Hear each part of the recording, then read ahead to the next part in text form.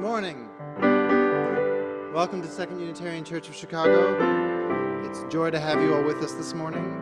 Please rise in body and spirit and join me in singing our opening hymn, number 100, I Got Peace Like a River.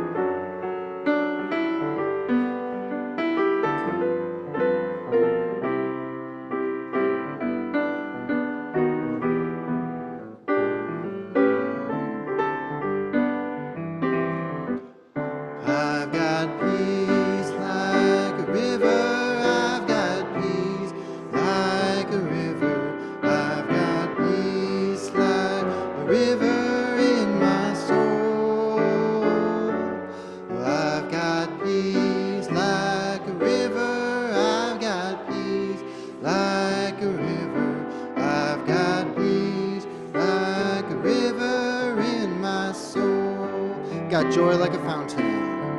Got joy like a fountain. I've got joy like a fountain.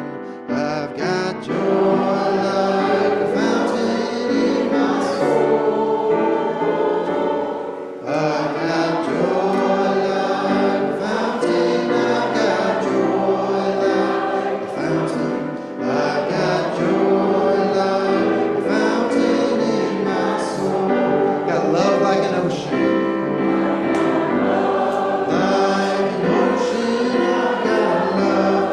Like an ocean, I've got love.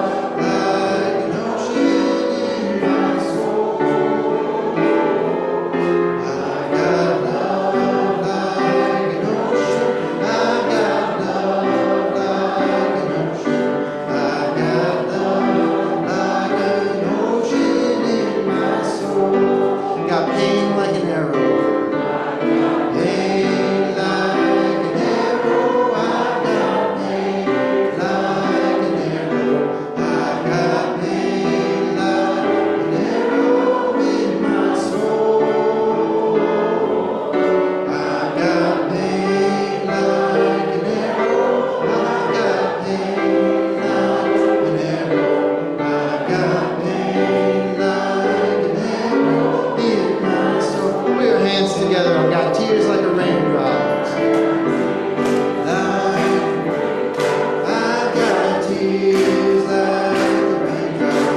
I've got tears like raindrops in my soul. I've got tears like raindrops. I've got tears like raindrops. I've got tears like a raindrop in my soul. I've got strength like a mountain. I've got strength like a mountain. I've got strength like a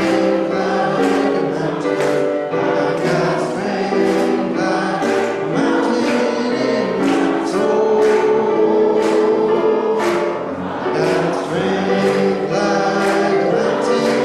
I've got strength like a mountain. I've got strength like a mountain in my soul.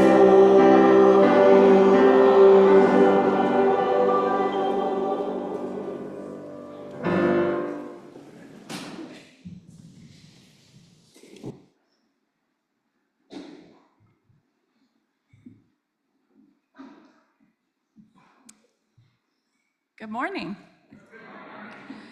Welcome to Second Unitarian Church. I am Carla Tebby, a member of the Board of Trustees, and my pronouns are she and her. While I have the microphone, I want to say happy anniversary to my husband, Michael.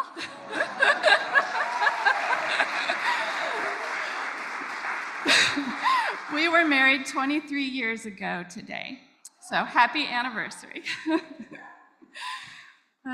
Today we are in person at the Admiral at the Lake, the 2U Sanctuary, and continuing to meet virtually using Zoom. We're glad you're here whichever way you are attending.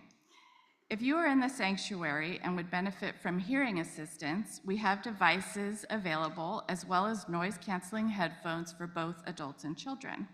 Please see our tech team in the back. We encourage people to wear masks during the service. This practice prevents transmission of COVID and helps us center the needs of those most vulnerable. We have masks on the welcome table. We especially welcome newcomers and visitors this morning. Finding a new community and making new connections can be challenging. Please know that we're excited to have you and look forward to getting to know you. If you would like, there are blue mugs available during coffee hour you can use to signal to others that you would like them to come up and say hello. Not sure what to say? The Drum Allies group has come up with a question each week to help spark conversation. You can find the question on a sheet of paper on the table. Additionally, we always need people in the kitchen after coffee hour, and that's a great place to see old friends and make new ones while lending a helping hand. Our worship today is led by Dan Ashley, whom you usually see at the tech table in the back. Dan is a longtime member of 2U and has filled many roles, including board member, council chair, 2U marketing committee, and is currently on the virtual service committee. He also has participated in the Chicago Area Runners Association Marathon Training Program and has run 67 marathons. And is an active dance performer. He is joined by Ellen Rocket as worship associate. Music is provided by the 2U choir, Thais Broslavsky, Kristen Clues, and Carl Kennedy. Our time together requires a large group of people who make possible the worship, the music, and the technical production. They're listed in the order of service, and we thank them for their ongoing service to our congregation. I have a few announcements for you this morning. Young adults ages 18 to 35 are invited to join the Young Adult Ministry today at 12:15 p.m. for a time of connection, meaningful discussion, and camaraderie. Weather permitting, they'll gather during coffee hour and head out for a walk together. Please reach out to Ryland Rich if you have any questions. WOW, our Wise Older Women group, is a support group for women over 60 to come together around issues of elderhood. The format is a check-in period followed by a brief review of a pertinent topic. Their next meeting is also today at 1 p.m. via Zoom.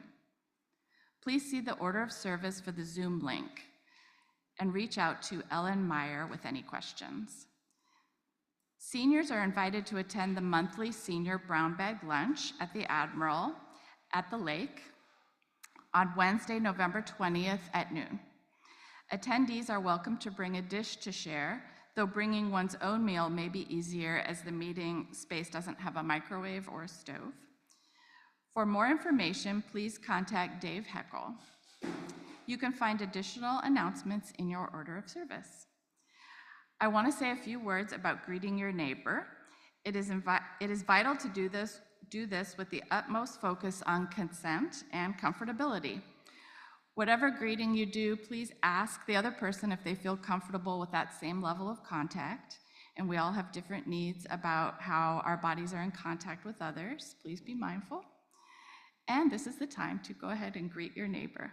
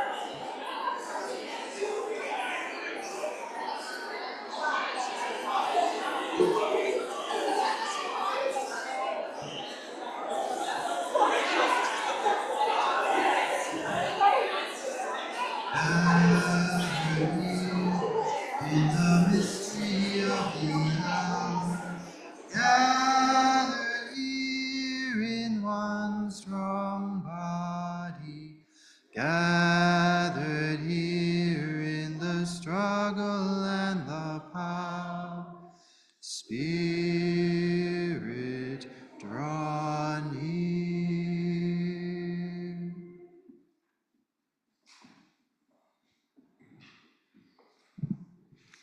Please be seated.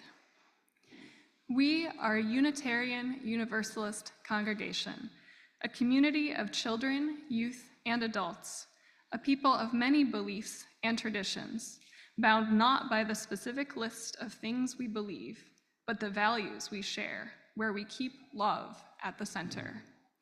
Whether you are joining us for the first time or for the 1,000th time, you are welcome here. Whether you believe in God some of the time, all of the time, or none of the time, you are welcome here. Whatever your race, whomever you love, whichever way you move in the world, however much money is in your pocket, you are welcome here. I invite you, when you feel ready, to take a breath in and out. As the music begins, let us enter into our service together.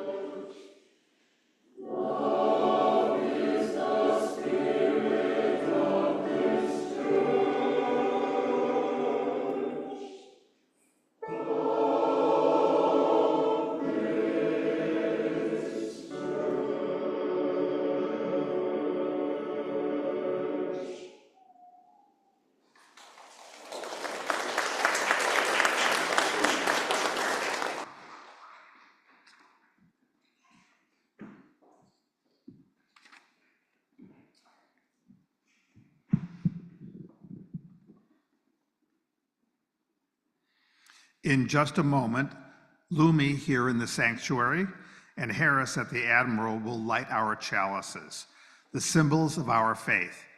We light our chalices this morning with these words: since the earliest times, in cultures, both modern and ancient, humanity has recognized a spiritual component, either in the external world, somewhere out there, the spirit in the sky, or internally, the spirit within.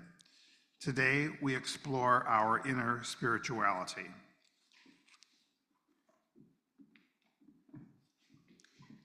Please rise in body or spirit and join me in reciting our covenant. We covenant to build a community that challenges us to grow and empowers us to honor the truth within ourselves, We will be generous in our gifts and honest in our communication, holding faithful to a love that embraces both diversity and conflict. Called by our living tradition, we will nurture spirituality within a vision of the eternal, living out our inner convictions through struggles for justice and acts of compassion. Please remain standing and lift your voices once more to join Kristen in our congregational hymn, number 123, Spirit of Life.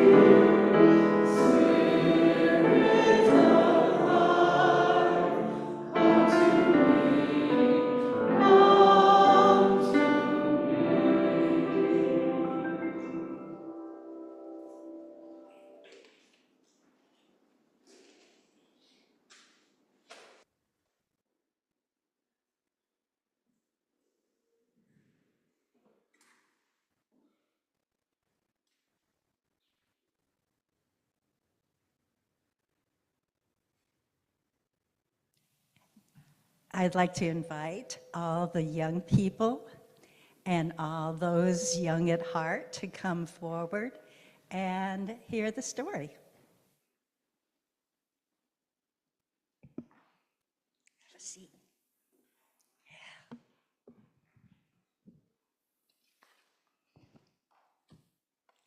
Today's story is the little English. Okay, I can't read this. Engine that could. Yes, the little engine that could. No, that's okay. Chug, chug, hoof, puff. The little train rumbled over the tracks. He was a happy little train, and his cars were filled with good things for children.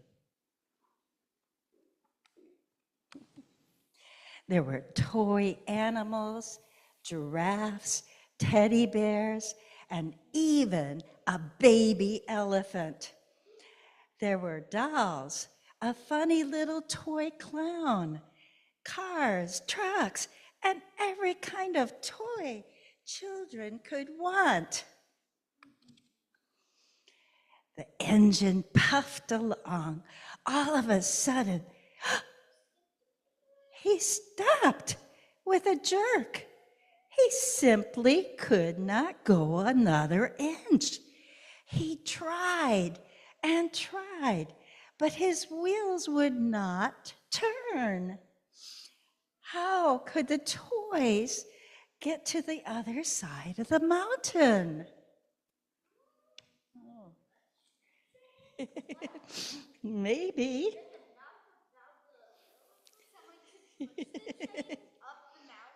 We'll see. Someone could just call service department. Yeah, well, that would be good, but they're kind of in the middle of nowhere. Here comes a shiny new engine, said the funny little clown. Let's ask her to help us. Please, shiny new engine, please pull our train over the mountain so the children can get their toys. Do you think she's going to help? No. Yeah, I don't know. pull you. I am a passenger train engine. I have just carried a fine, big train over the mountain. My train had sleeping cars, a dining car, and coach cars. I pull the likes of you? No, indeed not. Yeah, yep, just bragging. And off she steamed to the roundhouse. How sad the toys felt. The, the passenger isn't the only engine. Is this nonfiction? No, I don't think so. Anything can happen in fiction. How sad the toys felt. The passenger train isn't the only engine. Let's ask this great, big, strong one to help us. The little toy clown waved his flag, and the big, strong engine came to a stop. Please, big engine, all the toys cried out loud. Won't you please pull our train over the mountain to so the children can have toys to play with? Well, do you think the big engine's going to help? No.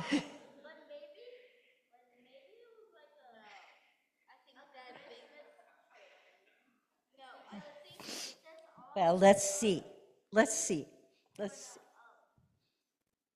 All of the children. Yeah, for all the children.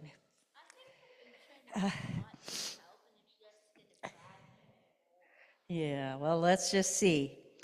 But the big, strong engine bellowed, I am a freight train. I have just pulled a train with big machines over the mountain. I am a very important engine and won't pull the likes of you. Pretty mean, huh? Yeah. Cheer up, called the little toy clown.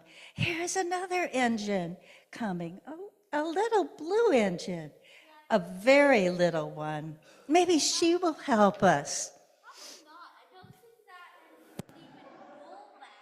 Maybe she can't.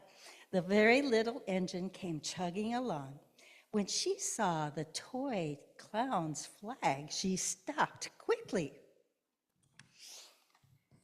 What is the matter, my friends? She asked kindly. Oh, little blue engine, will you pull us over the mountain? Our engine has broken down, and the children on the other side won't have any toys to play with unless you help us. Please help us. Do you think she's going to help? Yes. Well, let's see. I'm not very big. Yeah, just like Marion said, she's not very big. They use me only for switching trains in the yard. I've never been over the mountain. But we must get over the mountain, cried all of the toys. The very little engine saw the tears in their eyes and thought about the children who would not get any toys unless she helped. Then she said, I think I can. Finally. What did she say? I think I can. What did she say? I think I can. Everybody, louder. I think I can. Everybody, I think I can. And she hitched herself to the little train. She tugged and pulled and tugged and pulled, and slowly they started off. The toy clown jumped aboard, and everybody began to smile and cheer. Yeah. Yeah. Puff, puff, chug, chug went the little blue engine. I think I can, everybody. I think I can. I think I can. I think I can. Up, up, up, faster and faster. The little engine chugged and climbed until at last they reached the top of the mountain. Yeah, and it's down the easy part. Down in the valley lay the city. Hooray, hooray, cried the funny little clown, and all the toys. The children will be happy because you helped us, kind little engine. Yeah, see the houses? Yeah, up so high.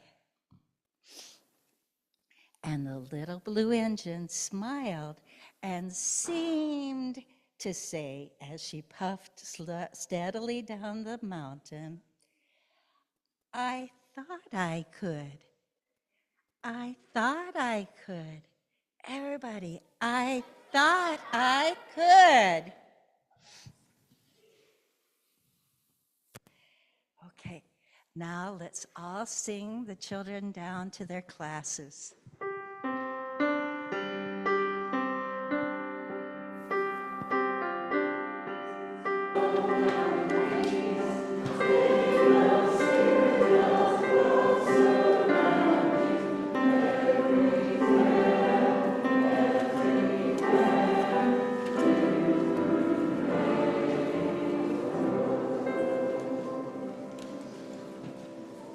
Thank you.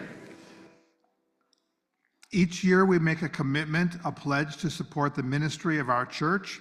In addition to this contribution, each Sunday we take a collection so that we can share with those doing justice beyond our church community. While we are unable to all come together in person, can still share your resources. To make your contribution, you can send a text to the number on the screen, which will be up when the music begins, or can be found in your order of service. You can also drop off the cash or a check in the donation box located in the Palmer room directly to your right after exiting the sanctuary.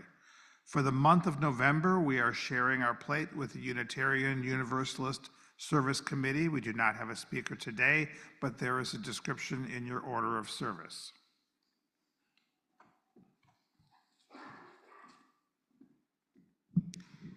Now I invite you to join me in reading our offertory words.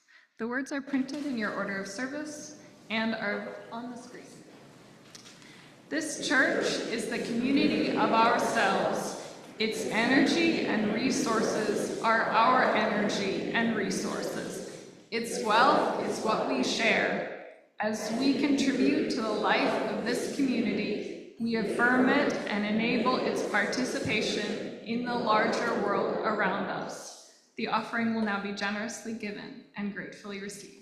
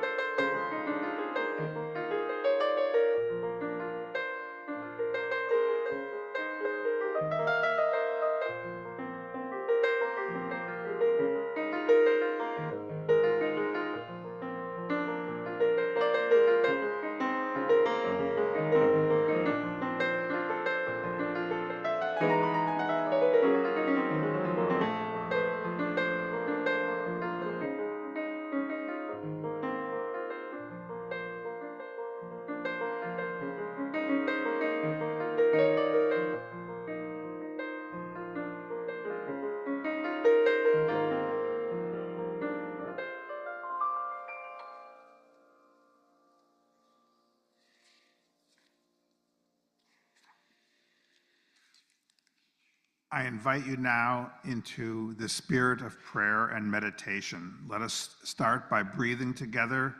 Take a breath in and out. We begin in thanks, thankful for the breath in our lungs, the beauty of our earth, the strength of this community. We hold in our hearts those who care for family in ill health, those who live with grief or chronic pain, those struggling with addiction or illness, seen and unseen. We are with you.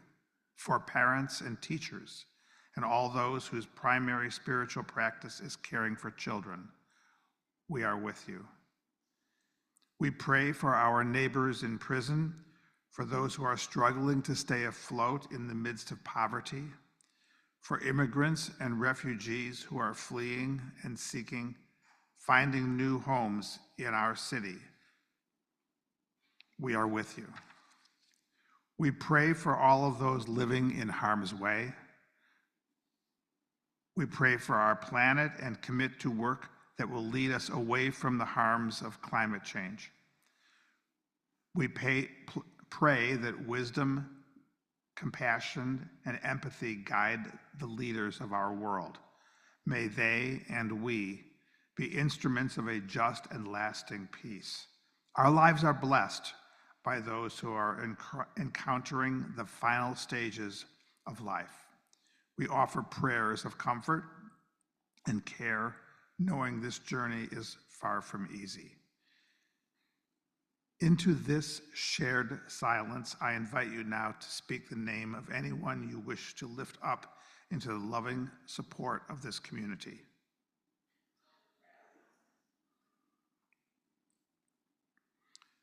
With our deepest compassion, let us hold in our hearts those named and unnamed, those remembered, those forgotten. Let it be so. Amen. Blessed be. During our ritual of candle lighting for our joys and concerns, we want to continue to take care of one another. In the 2U sanctuary, you are invited to come forward and light a candle. As you end the time of contemplation and candle lighting, we invite you to use the hand sanitizer available. For those at the Admiral, I invite you to come forward and take a pebble from one bowl, hold it tightly, putting your energy into the stone, and then, knowing your joys and sorrows to be shared by the community, let it go lightly into the other bowl.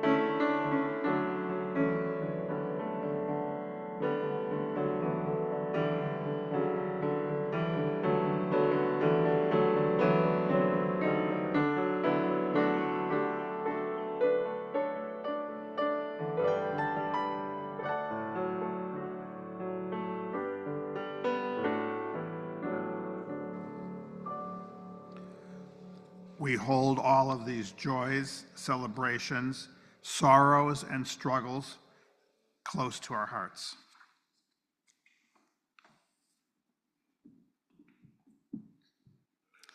Our first reading is entitled Arthur Lydiard, written by Jeff Galloway. Before I start, I'd like to note that this reading deals with exercise for weight loss, using some outdated language that we recognize can be harmful. In the 1940s, Arthur Lydiard, a former rugby player, overweight and now working on an assembly line making shoes in New Zealand, decided he had to make a change in his own life.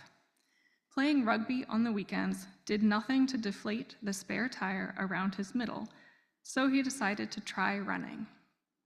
But how discouraging it was to watch the local runners of the day speeding around the track far faster than he could ever hope to run. Arthur wanted to get in shape, but not that way. Instead, he took to the open New Zealand roads and embarked on a conditioning program of long, slow runs, losing weight over the months. Over time, he started to become more competitive and win races. Later, he decided to try his hand at a marathon and came to represent New Zealand in the Commonwealth Games in 1951. A few local youngsters had begun running with Lydiard and eventually asked if he would be their coach. Lydiard agreed and developed his own program, emphasizing long, slow runs. In the 1960 Olympics, 3 of these neighborhood kids won Olympic medals. Lydiard became a national hero. Lydiard was frequently asked to speak to sedentary adults, talking about long, slow running at a relaxed and enjoyable pace. Primarily due to Lydiard, the public's image of running was transformed from an intense, tedious, painful activity into a social, civilized component of a healthy lifestyle. Essentially, this quiet New Zealander invented jogging, getting men and women from all over the world out of their chairs and onto the roads. The underground running movement had begun.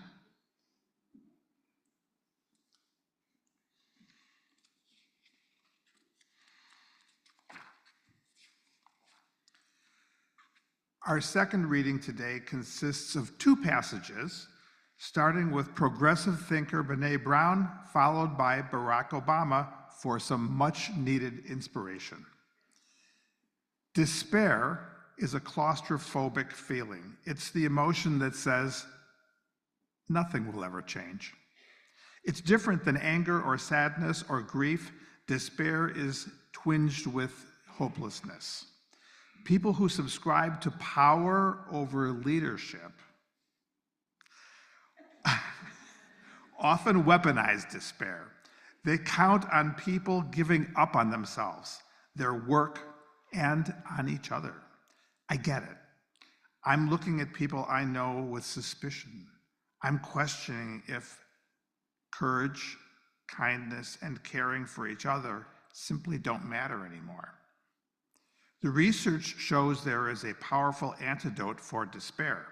What's interesting, however, is that hope is not an emotion. Hope is a cognitive behavioral process. It's about having a goal, a pathway to achieve that goal, and a sense of agency. I can do this. Yes, I can. Today, we will learn about a specific technique, a specific pathway to achieve that goal, but first, some words from Barack Obama. Hope is not blind optimism. It is not ignoring the enormity of the task ahead or the roadblocks that stand in our way. It is not sitting up on the sidelines or shrinking from a fight. Hope is that thing inside us that insists, despite all evidence to the contrary, that something better awaits us if we have the courage to reach for it and to work for it and to fight for it. Hope is the belief, love this guy. Hope is the belief that destiny will not be written for us, but by us, by the men and women who are not content to settle for the world as it is, but who have the courage to remake the world as it should be. Let us hear our anthem.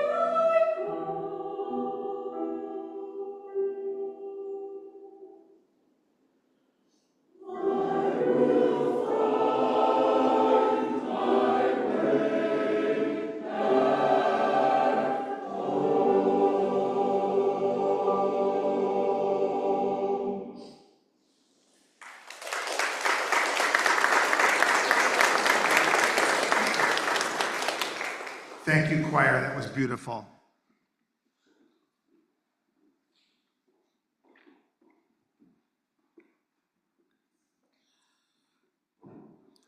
When I agreed to fill in as a speaker after Julian Sharp had to drop out today because his house was destroyed by Hurricane Helene, I had no idea what the election results would be. I did know that no matter what the results would be after months and really years of political stress, we would still have a lot of work ahead towards healing our country. Now we know the results. We are devastated. We realize our tasks that lie ahead are even more challenging. So how can we rally our strength to continue supporting needed change? How? How do we avoid despair? We cry, I think I can, but how do we avoid giving up?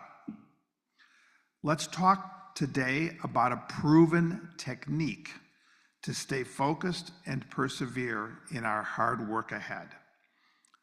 I have volunteered for the Chicago Area Runners Association Marathon Training Program for the last 30 years.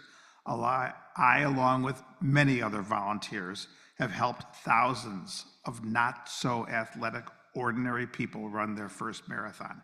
I have come to believe there's a deep connection between inner spirituality and achieving the goal of running a marathon. By examining what those marathoners do, we uncover a tool that we can use as we push forward over the next 4 years and beyond. I see connections between running a marathon and our hard work ahead. First, many runners can only complete the event by digging deep into a well of inner strength, spiritual strength that they've developed from other activities in their lives. We will go through examples of perseverance and instead of despair. Second, there is one specific method that we will use in marathon training to draw on our inner strength. We will explore this specific technique, which you too can use in your life to harness your spiritual energy to accomplish acts of compassion, faith, and struggles for justice. Let's talk about that first connection, struggling to complete a marathon by digging deep inside.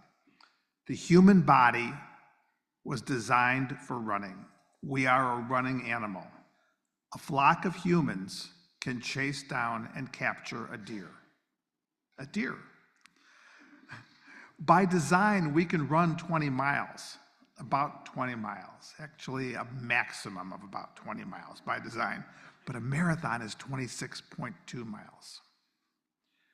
What happens during those last 6.2 miles is called hitting the wall, and it is a point of both mental and physical exhaustion.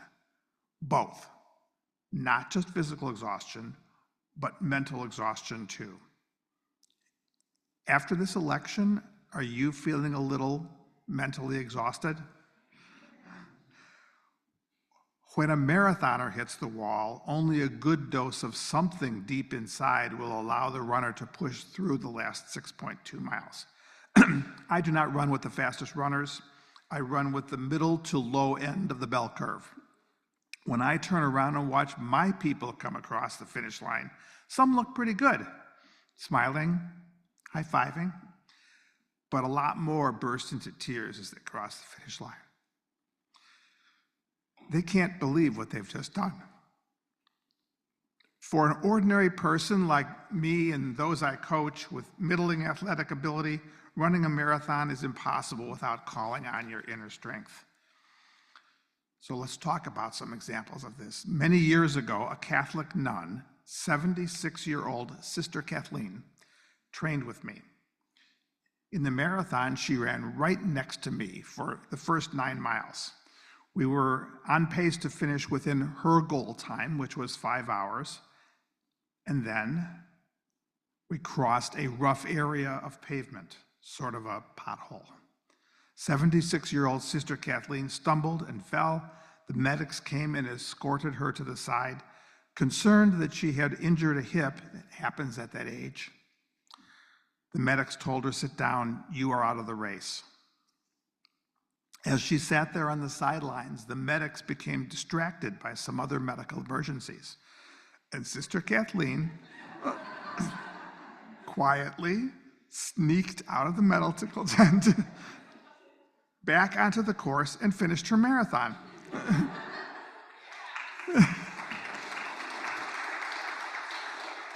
The medics were convinced it was the end for her, but Sister Kathleen did not let the negative thoughts of others have power over her. She drew her power from within. When others said stop, she pushed forward. Some people are successful in their struggles for academic achievement, for career satisfaction, for personal growth, in their struggles for justice and dignity. Others are not. Why? Are those who are successful smarter than we are? No. Are they stronger than we are? No. They have taught themselves to go deep within, to draw on inner strength, and we can do likewise. We, all of us, can do likewise. Here's how I see it. Our denomination has a long history of social action. Just believing in something, it's not good enough. We believe in putting our spirituality into action through acts of compassion and acts of justice. Over 180 years ago, the Unitarians were on the forefront of the Underground Railroad, bringing Black slaves to freedom. And again, 17 years ago, in our congregation's advocacy for Deborah's Place Women's Shelter, right here in our neighborhood in Chicago. Our values become real through action. But how? Exactly how? How do we tap into our inner spirit? How do we tap into our inner strength to push forward with meaningful change and justice? Let's talk about how we find the energy to make a stand for hope and justice. Academic research supports the proposition that what you are capable of accomplishing is greatly influenced by your state of mind. 3 examples. One study tracked the statistical correlation between the success of minor league baseball players, success being defined as being picked for the major leagues, over the course of the summer. So they gathered a large body of statistical data from the beginning of the baseball season, such as, I'm not a baseball fan, but initial batting average, velocity and accuracy of throwing a baseball, speed running around the bases, and they gathered statistics regarding psychological factors. Result. Yes, physical prowess was a good indicator of which minor leaguer would be picked for the majors. But an even better predictor was how they did on the psychological tests. I'll say that again. Yes, physical ability did have a mathematical correlation with success. It's important. But the ability of these athletes to dig within themselves and grab a hold of something deep inside was even more important. It had an even higher mathematical correlation to making it into the major leagues. Next example. In a famous psychological experiment in 1972, several dozen arm wrestlers were evaluated for strength and matched up against each other. The researchers told the arm wrestlers that they were matched as evenly as possible. But in truth, they were seriously mismatched, with each pair actually containing a stronger arm wrestler who should have won easily. Based on the actual strength, it should have been no contest. But guess what? 83% of the time, weak arm wrestlers beat much stronger opponents because deep inside they thought they were evenly matched and could win. Third example, you're going to like this one. Right here in Chicago, Dr. Kirschenbaum, professor of psychiatry at Northwestern University Medical School and consultant to the U.S. Olympic team, writes, in 1954, Roger Bannister achieved one of the greatest and most widely known moments in the history of sports, the first sub-4-minute mile. But prior to that run, a survey of the medical literature, researchers always survey the literature first, right? A survey of the medical literature found over 50 articles in respected medical journals, which concluded that it was impossible, medically impossible, for any human to run a 4-minute mile. It was a 4-minute barrier. But once Bannister broke the barrier, what happened during the next 12 months was remarkable.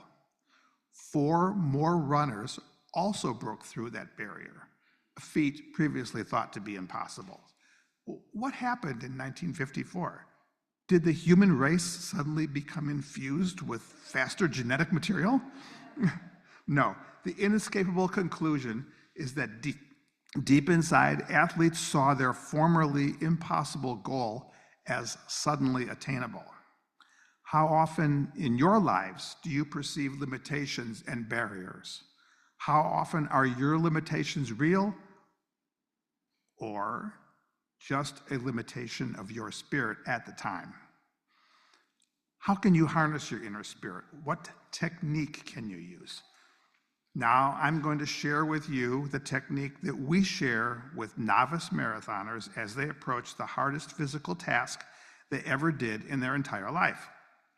This technique is a way of reaching into your inner core and digging deep for the will to accomplish what you have set out to accomplish, even though you're at that point where you're feeling like giving up. This technique is called visualization.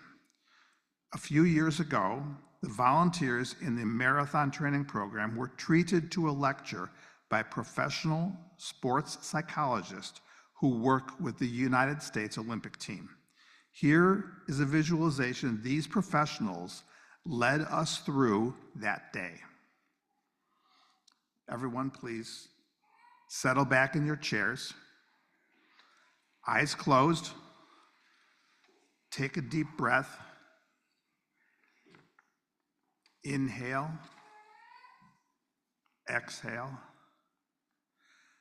Imagine you are at a table or a countertop. In front of you are a plate, a knife, and a lemon.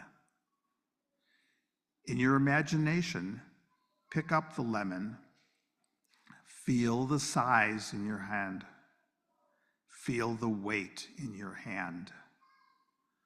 Notice the yellow color. Feel the way the waxy surface, slightly bumpy. Imagine you are holding it up to your nose. Do you notice the slight lemony aroma? Now take the knife and cut the lemon in quarters. Pick up one of the quarters and raise it to your nose. You smell the tart aroma of fresh cut lemon. In your imagination, put your teeth against the lemon and gently begin to taste a bite. The lemon touches your lips, squirts into your mouth. It's sour. Okay, please open your eyes. How many of you notice that your mouth is watering?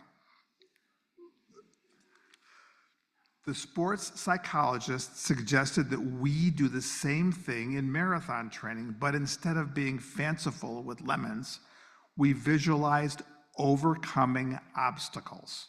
We intentionally planted a visual image of successfully confronting tough circumstances.